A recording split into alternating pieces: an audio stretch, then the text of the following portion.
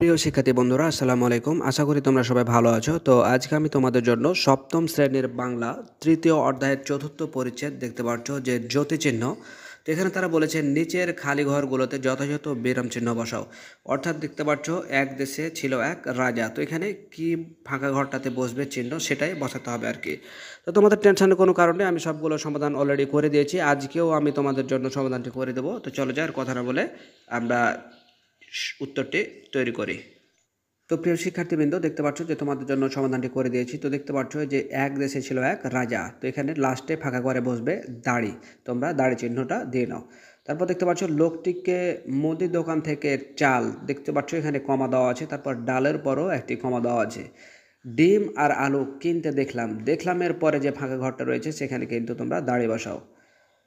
পারুল গল্প লেখে, দেখতে পাচ্ছ এখানে যে চিহ্নটা দেওয়া আছে তোমরা সেটা দিয়ে নাও। আমি কবিতা লিখি, এখানে যে চিহ্নটা দেওয়া আছে তোমরা সেটা দিয়ে নাও।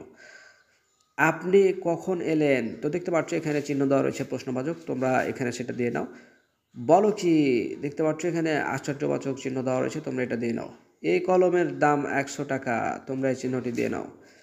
ভালো, দেখতে পাচ্ছ এখানে হাইফেন চিহ্ন দেওয়া রয়েছে, তোমরা দিয়ে নাও। তারপর দেখতে পাচ্ছ মন্দ, নেই আমাদের সমাজ, আমাদের বড় চাচা, যেখানে যা চিহ্ন দেওয়া রয়েছে তোমরা কিন্তু সেটা অবশ্যই দিয়ে দিবে, নইলে কিন্তু ভুল হয়ে যাবে। দেখতে পাচ্ছ যিনি মালয়েশিয়ায় ছিলেন গতকাল বাড়ি ফিরছেন।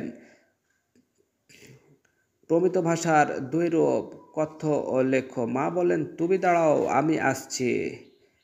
তো প্রিয় শিক্ষার্থী, এই ছিল আজকের মতো, দেখা হবে পরবর্তীতে। আল্লাহ হাফিজ।